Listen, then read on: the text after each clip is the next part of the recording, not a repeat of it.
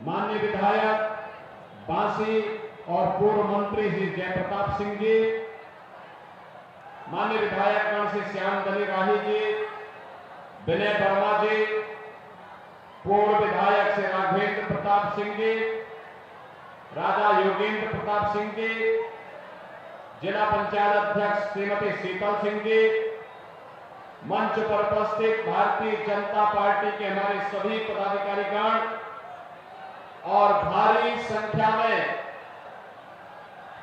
डुमरियागंज संसदीय सीट पर सोहरतगढ़ से जुड़े हुए मेरे सभी उपस्थित बहनों और भाइयों, इस पावन धरा को जिसने दुनिया में शांति और सौहार्द का संदेश दिया, इस पावन धरा को कोटि कोटि नमन करते हुए मैं आप सबका हृदय से अभिनंदन करता हूं। मुझे दोपहर में ही बताया गया था कि कठेला में काफी बड़ी संख्या में भीड़ हो चुकी है, वहां जनसभा प्रारंभ हो चुकी है, लेकिन मुझे बस्ती से भदोई, भदोई से सुल्तानपुर और सुल्तानपुर से अब आने का अवसर प्राप्त हुआ है। इतनी देर के बाद भी आप जमे हैं, तो मुझे विश्वास हो गया है कि 25 मई को आप सबने जगदंबिका पाल जी को फिर से देश की संसद में भेजने का निर्णय कर ही दिया है। बहनों और भाइयों, अब तक 5 चरणों के चुनाव संपन्न हो चुके हैं और ये 5 चरणों के चुनाव में एक बात हमें पूरे देश के अंदर कश्मीर से लेकर के कन्याकुमारी तक, कामरूप असम से लेकर के कच्छ गुजरात तक एक बात हमें कॉमन देखने को मिली, और वह है पूरे देश के अंदर एक ही नारा गूंज रहा है। लोगों के मन में एक ही संकल्प है, लोगों के मन में लोगों का स्वर एक जैसा है। उत्तर, दक्षिण, पूर्व, पश्चिम, कहीं भी आप जाइए, हर ओर से एक ही आवाज आती है, और वह आवाज है कि फिर एक बार इस सड़क के उस पार जो लोग हैं वो भी बोले, फिर एक बार, और सड़क के उस पार भी लोग हैं वे भी बोले, फिर एक बार मोदी सरकार का। मोदी सरकार क्यों लाना चाहते हैं लोग? तो जनता से ही आवाज आती है, और आवाज आती है कि जो राम को लाए हैं, क्या आवाज आती है? जो राम को लाए हैं, पूरे देश के अंदर जितने राम भक्त हैं वे एक साथ आ गए हैं, और जो रामद्रोही हैं वे भी एकजुट हो गए हैं। बहनों और भाइयों, राम भक्तों की पहचान है, वे देश का सम्मान बढ़ाएंगे। देश का सम्मान बढ़ेगा तो आपका सम्मान स्वतः ही बढ़ जाएगा। राम भक्तों का कार्य है, वे देश को सुरक्षित रखते हैं, तो आप भी स्वतः सुरक्षित हो जाते हैं। राम भक्तों ने आतंकवाद और नक्सलवाद की समस्या का समाधान किया। राम भक्तों ने देश के अंदर सुरक्षा का एक बेहतरीन माहौल दिया। अब तो बहनों और भाइयों, यह भी स्थिति है कि अगर पटाखा फट जाए जोर से तो पाकिस्तान सफाई देने की मुद्रा में आ जाता है, कहता है साहब मैंने नहीं किया है। उसे भय है, क्योंकि भय बिन होई ना प्रीति, बिना भय के प्रीति नहीं होती है। और पाकिस्तान जैसा टेढ़ा पड़ोसी हो तो उसको तो टीढ़ी उंगली करनी ही पड़ेगी। और बहनों और भाइयों, आज भारत की स्थिति को देख करके पाकिस्तान भी कांपता है। लेकिन रामद्रोही क्या करते हैं? कहते हैं कि पाकिस्तान को मत बोलो क्योंकि पाकिस्तान के पास एटम बम है। तो हमने कहा घबराइए मत, पाकिस्तान से बड़ा एटम बम हमारे पास है। एक झटके में स्वाहा हो जाएगा, स्वाहा। बहुत कुछ बोलने की आवश्यकता नहीं है। बहनों और भाइयों, ये कांग्रेस और समाजवादी पार्टी का गठबंधन जब भी हुआ है, ये देश के लिए और समाज के लिए अनर्थकारी हुआ है। याद करिए 2005 में एक प्रदेश में था, एक केंद्र में था। तब अयोध्या में राम जन्मभूमि पर आतंकी हमला हुआ था, काशी में संकट मोचन मंदिर पर हमला हुआ था, अयोध्या, लखनऊ और वाराणसी की कचहरियों पर आतंकी हमला हुआ था। कितनी अराजकता थी, कितनी अव्यवस्था थी, और आज इन्होंने विकास में उस समय बाधाएं पैदा की थी, विकास नहीं होने दिया था। सुबह उठते थे, समाचार पत्रों में भ्रष्टाचार का एक नई कथा देखने को मिलती थी। सायकाल होते थे, आतंकी वारदात की खबर आती थी। और जब हम आतंकवादियों के खिलाफ कार्रवाई का मुद्दा उठाते थे तो ये लोग कहते थे कि आतंकवादी तो सीमा पार से। बहनों और भाइयों, आज वही आतंकवादी सभी समाप्त हो चुके हैं। आतंकवाद समाप्त, नक्सलवाद समाप्त, और विकास के लिए हमें दूसरी और कहीं किसी को बताने की आवश्यकता ही नहीं है। सोरठगढ़ से लेकर के गोरखपुर का मार्ग हो या सोरठगढ़ से लेकर के बलरामपुर का मार्ग, आज आपको चलने लायक देखने को मिलती है। आज आप बढ़नी कृष्णानगर की तरफ जाएंगे, चलने लायक बनती है। किसी भी मार्ग में जाएंगे, आज मार्ग चलने लायक है। कोई सोचता था सिद्धार्थनगर में मेडिकल कॉलेज बनेगा? मेडिकल कॉलेज भी बना। और बहनों और भाइयों, मेडिकल कॉलेज के साथ साथ माधव प्रसाद त्रिपाठी जी, जो भारतीय जनसंघ के भारतीय जनता पार्टी के अध्यक्ष थे, उनके नाम पर हम लोगों ने मेडिकल कॉलेज का नामकरण भी आपके यहां किया। गोरखपुर में एम्स बन गया, फर्टिलाइजर कारखाना चल गया। यहां पे गौतम बुद्ध की जो जन्मस्थली है, उसके पास कपिलवस्तु में आज जिस प्रकार से वहां पर उसको विकसित करने का काम किया जा रहा है, हर घर नल की योजना लागू हो रही है। आज आईआईटी और आईआईएम जैसे संस्थान बन रहे हैं, ट्रिपल आईटी और एनआईटी जैसे संस्थान बन रहे हैं, वर्ल्ड क्लास यूनिवर्सिटी बन रही है, नए नए विश्वविद्यालय आ रहे हैं, और गरीबों के कल्याण के लिए तो कहना ही क्या। आप सोचिए, समाजवादी पार्टी की सरकार के समय प्रदेश भर के सभी गुंडे और माफिया एकजुट होकर के सरकार में शामिल थे। और बहनों और भाइयों, सरकार में न केवल शामिल थे, बल्कि इनके द्वारा प्रदेश को लूटा जाता था, अव्यवस्था और अनाचार किया जाता था। बेटी और व्यापारी दोनों सुरक्षित नहीं थी, गरीब भूख से मरता था, किसान आत्महत्या करता था, नौजवान प्लान करता था, और खाली प्लॉट जहां देखो, सपा का तो एक ही नारा, खाली प्लॉट पर कब्जा हमारा, यही तो नारा लगाते थे लोग। और इसीलिए इनके कब्जों को हटाने के लिए हमने बुलडोजर दिया था, इन माफिया और गुंडों को ठीक करने के लिए। इन्हीं को ठीक करने के लिए हमने किया था ये। बहनों और भाइयों, याद करिए, आज 80 करोड़ गरीब फ्री में राशन की सुविधा का लाभ प्राप्त कर रहे हैं। 60 करोड़ लोगों को प्रतिवर्ष 5 लाख की फ्री में स्वास्थ्य का खर्चा ये आयुष्मान भारत में प्राप्त हो रहा है।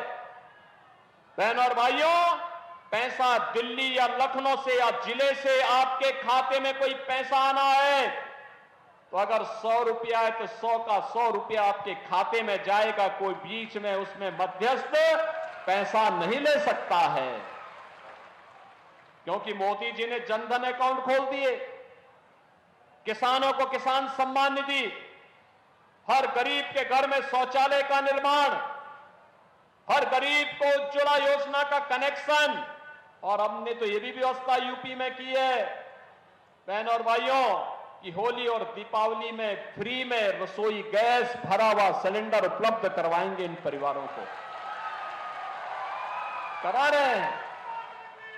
मोदी जी ने घोषणा की है कि 70 वर्ष से ऊपर के हर एक बुजुर्ग को हर वर्ष 5 लाख रुपए स्वास्थ्य के लिए बीमारी में खर्चा करने के लिए पैसा उपलब्ध करवाएंगे। 4 करोड़ गरीबों के मकान बन गए। जितने बाकी बचे होंगे उनको भी मकान अगले 5 वर्ष के अंदर बना करके दे देंगे। कोई भी गरीब छत विहीन नहीं रहेगा। बहनों और भाइयों, विकास भी है, गरीब कल्याण भी है, सुरक्षा भी है और सम्मान भी है। अब याद करिए, समाजवादी पार्टी के समय दंगे होते थे, ये सोरठगढ़ हो या डुमरियागंज, इटवा हो या कपिलवस्तु। कपिलवस्तु में वो 2 यादव लोग जो मारे गए थे, मैं स्वयं गया था वहां पे बिशनपुर में। और बहनों और भाइयों, समाजवादी पार्टी की सरकार थी, एफआईआर तक दर्ज नहीं हो रही थी। तब मैं गोरखपुर में सांसद था, मैं स्वयं आकर के एफआईआर दर्ज करवाया था, न्याय दिलाया था इस परिवार को।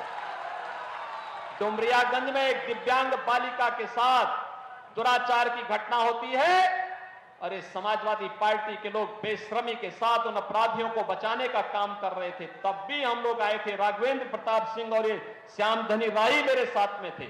हम लोगों ने तब भी बड़ा आंदोलन किया था और फिर उस परिवार को न्याय दिलाने का काम किया था। आज तो कोई दुराचारी, कोई गुंडा और कोई माफिया इस तरीके से अत्याचार नहीं कर सकता है, क्योंकि उसे मालूम है अगर बेटी और व्यापारी की सुरक्षा के लिए, राह चलते हुए राहगीर की सुरक्षा के लिए खतरा पैदा होगा तो शाम तक उसकी राम नाम सत्य है कि यात्रा भी निकल जाएगी। बहनों और भाइयों, सुरक्षा भी है, सम्मान भी है, विकास भी है और बेहतर भविष्य भी है। साथ साथ जो काम कभी नहीं हुआ, मैं बताऊं, आप मुझे बताओ, अयोध्या में राम मंदिर का निर्माण क्या ये समाजवादी पार्टी के गुंडे करा पाते क्या? अरे राम भक्तों पर गोली चलाने वाले लोग क्या मंदिर का निर्माण कराते? ये तो आज भी विरोध कर रहे हैं, आज भी कह रहे हैं कि राम मंदिर बेकार बना है। अरे बेकार तो तुम्हारी बुद्धि है, भ्रष्ट हो गई है इनकी बुद्धि। राम मंदिर को जो जगन नियंता है, परमपिता परमेश्वर है, उस राम के बारे में इस प्रकार की टिप्पणी, उनकी जन्मभूमि के लिए इस प्रकार की टिप्पणी, फिर भी हम मौन बने रहते हैं। बहनों और भाइयों, मैं पहले भी कहा था, फिर कह रहा हूं, हमारा संकल्प होना चाहिए कि जो राम का नहीं वो हमारे किसी काम का। एक ही संकल्प होना चाहिए, जो राम का नहीं, और चुनाव में उनकी जमानतें जब्त करनी ही चाहिए। करेंगे ना?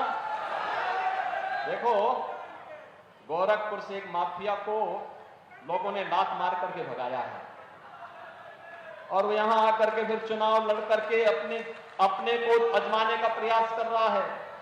और मुझे लगता है कोई शरीफ व्यक्ति इसके साथ होंगे नहीं, सभी माफिया, सभी गुंडे होंगे। आपने देखा होगा अभी पिछले दिनों इनके काले कारनामों के कारण जनता की गाड़ी कमाई पर कैसे लोग डकैती डालते हैं।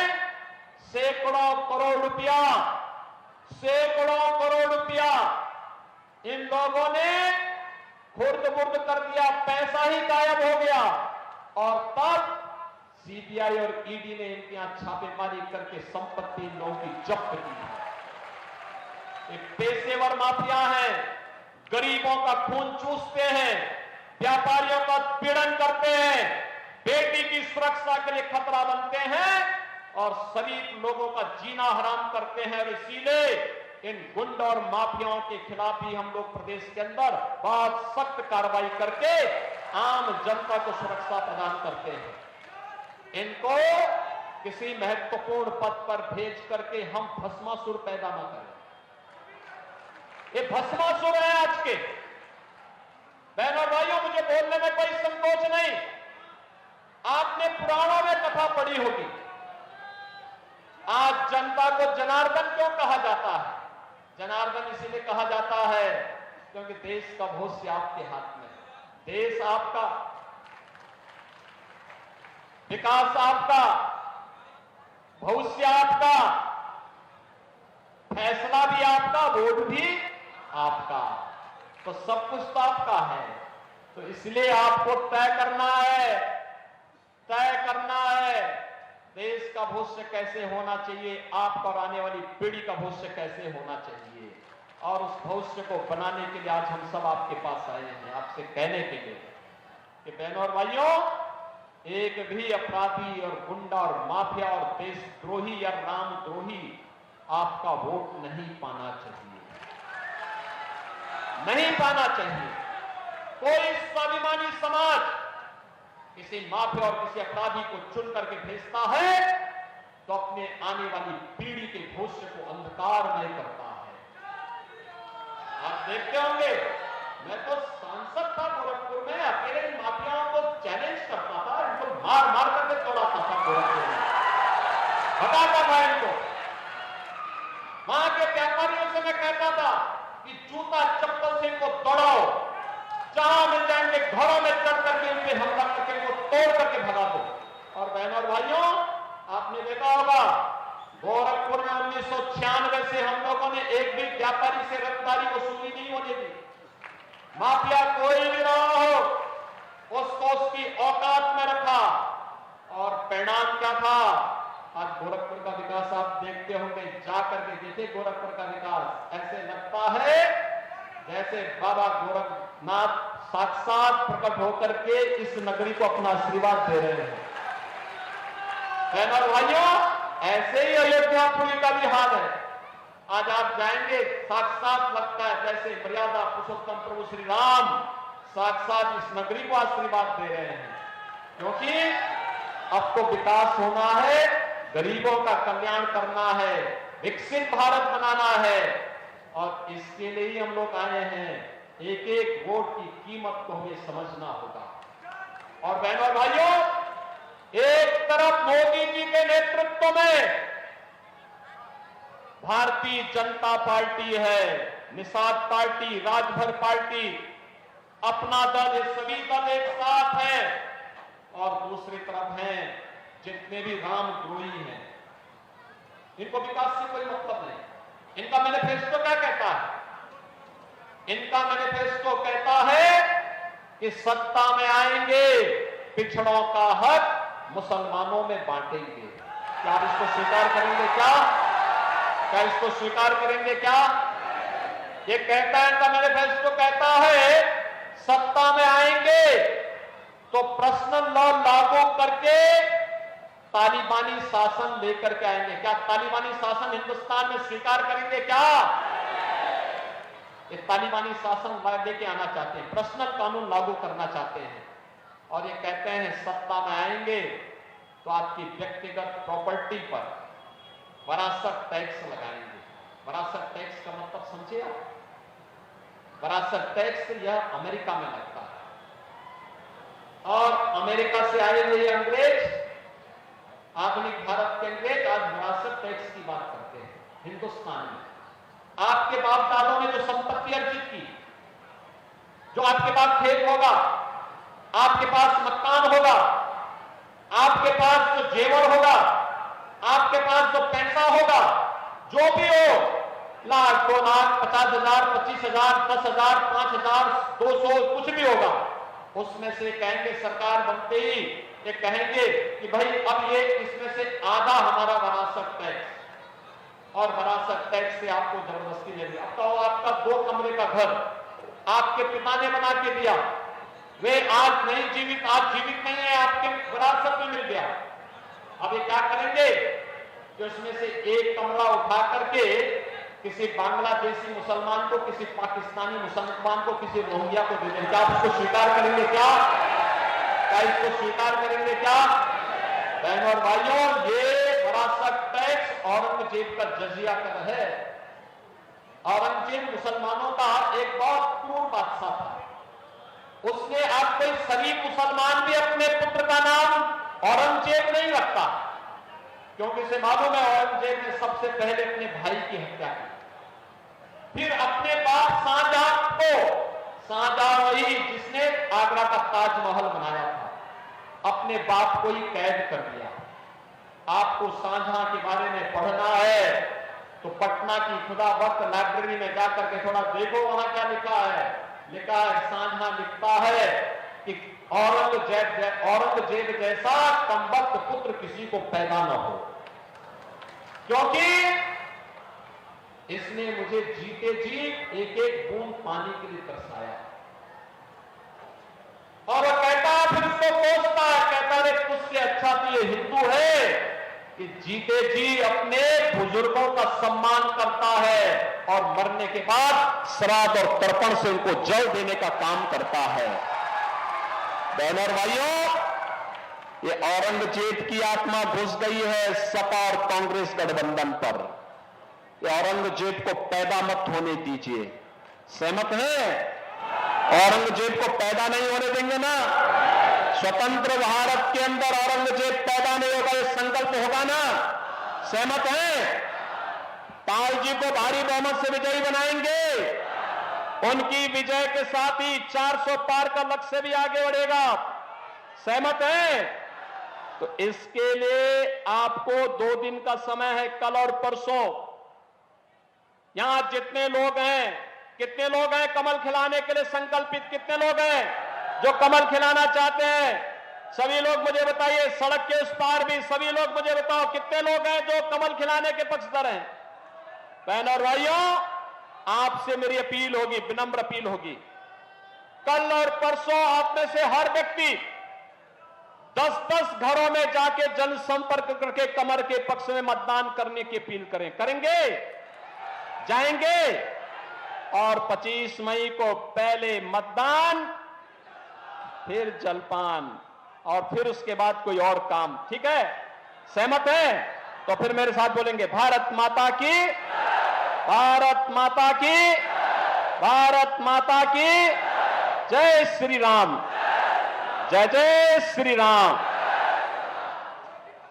तो सीएम योगी आदित्यनाथ को आप सुन रहे हैं, जहां किस तरीके से लगातार जनसभा को संबोधित करते हुए प्रचार कर रहे हैं। अब वो छठे चरण के लिए और इस दौरान भारतीय जनता पार्टी के लिए प्रत्याशी के लिए वो जन समर्थन जुटाने का भी प्रयास कर रहे हैं।